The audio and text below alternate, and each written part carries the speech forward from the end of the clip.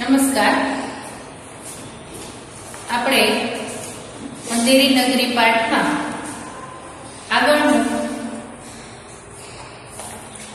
महंत जी और नारायण दास एक ओर से आते हैं और दूसरी ओर से गोवर्धन दास आता है. महंत, बच्चा गोवर्धन दास क्या भिक्षा लाया? गठरी तो भारी मालूम पड़ती है. गोवर्धन दास जवाब आपे छे, गुरुजी महाराज 7 पैसे भिक्ष में मिले थे, उसी से 3.5 सेर मिठाई मोल ली है. महंत कहे छे, बच्चा नारायण दास ने मुझसे कहा था कि यहाँ सब चीजें टके से मिलती है, तो मैंने इसकी बात पर विश्वास नहीं किया. बच्चा, यह कौन सी नगरी है और इसका राजा कौन है जहाँ टके सेर बाजी और टके सेर खाजा मिलता है? गोवर्धन दास कहे छे, अंधेरी नगरी, चौपट राजा, टके सेर बाजी, टके सेर खाजा. महंत कहे छे, तो बच्चा ऐसी नगरी में रहना उचित नहीं है जहाँ टके सेर बाजी और टके सेर खाजा बिकता है. मैं तो इस नगर में अब एक क्षण भी नहीं रहूंगा. गोवर्धन दास कहे छे, गुरुजी मैं तो इस नगर को छोड़कर नहीं जाऊंगा और जगह जगह दिन भर मांगो तो भी पेट नहीं भरता. मैं तो यहीं रहूंगा.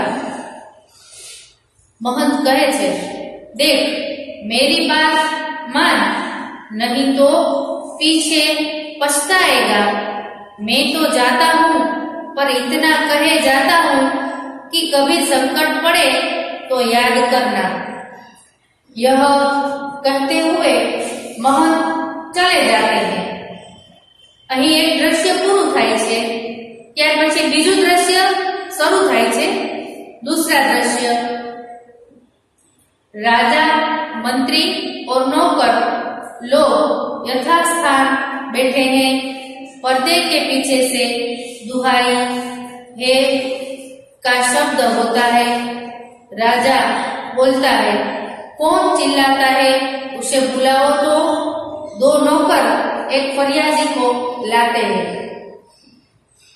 फरियादी कहे छे, दुहाई महाराज दुहाई. राजा कहे, बोलो क्या हुआ? फरियादी कहे छे, महाराज कल्लू बनिए की दीवार गिर पड़ी, सो मेरी बकरी उनके नीचे दब गई. न्याय हो. त्यारे राजा कहे छे, कुल्लू को पकड़ कर लाओ. त्यारे नौकर लोग दौड़कर बाहर से बनिए को पकड़ लाते हैं. त्यारे नौकर छे दौड़ता जई अने बहारथी बनिए पकड़ीने लावे छे. राजा कहे छे, क्यों रे बनिए, इसकी बकरी दबकर मर गई? कुल्लू बनिया जवाब आपे छे, महाराज मेरा कुछ दोष नहीं, कारीगर ने ऐसी दीवार बनाई कि गिर पड़ी. राजा कहे छे, अच्छा कल्लू को छोड़ दो, कारीगर को पकड़ लाओ. कल्लू जाता है, नौकर कारीगर को पकड़कर लाते हैं. राजा कहे छे, क्यों रे कारीगर, इसकी बकरी कैसे मर गई? कारीगर जवाब आपे छे, महाराज चूने वाले ने चूना ऐसा खराब बनाया कि दीवार गिर पड़ी. यारे राजा कहे छे, अच्छा उस चूने वाले को बुलाओ. त्यारे कारीगर ત્યાંથી નીકળી જાય છે અને ચૂનાવાળાને પકડીને લાવે છે. राजा कहे छे, क्यों रे चूने वाले, इसकी बकरी कैसे मर गई? त्यारे चूने वाले जवाब आपे छे, महाराज भिस्ती ने चूने में पानी ज्यादा डाल दिया, इसी से चूना कमजोर हो गया. राजा कहे छे, तो भिस्ती को पकड़ो. ત્યારે ભીસ્તીને ત્યાં લાવવામાં આવે છે। राजा कहे छे, क्यों रे भिस्ती, इतना पानी क्यों डाल दिया कि दीवार गिर पड़ी और बकरी दबकर मर गई। भिस्ती जवाब आपे छे, महाराज गुलाम का कोई कसूर नहीं, कसाई ने मशक इतनी बड़ी बना दी थी कि उसमें पानी ज्यादा आ गया। त्यारे राजा जवाब आपे छे, अच्छा भिस्ती को निकालो, कसाई को लाओ।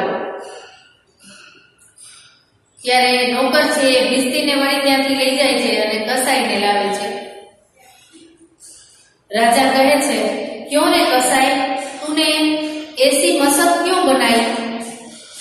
त्यारे कसाई जवाब आपे छे, महाराज गडरिये ने टके की ऐसी बड़ी बेड़ मेरे हाथ में थी कि मशक बड़ी बन गई।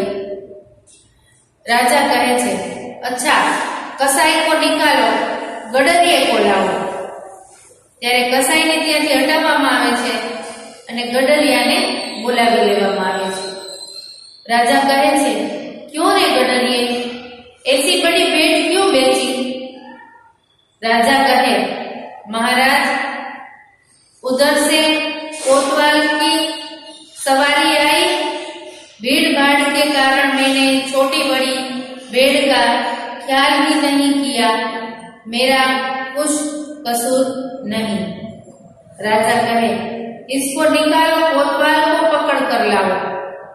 त्यारे कोतवाल ने ત્યાં હાજર કરે છે અને રાજા કહે છે, क्यों रे कोतवाल, तूने सवारी धूमधाम से क्यों निकाली कि गडरिये ने घबराकर बड़ी भेड़ बेच दी। कोतवाल कहे छे, महाराज मैंने कोई कसूर नहीं किया। राजा कहे छे, कुछ नहीं, ले जाओ, कोतवाल को अभी फांसी दे दो। अने बधा कोतवालने पकड़ी अने लई जता होय छे। त्यार पछी त्रीजું દ્રશ્ય છે એ શરૂ થાય છે। नमस्कार।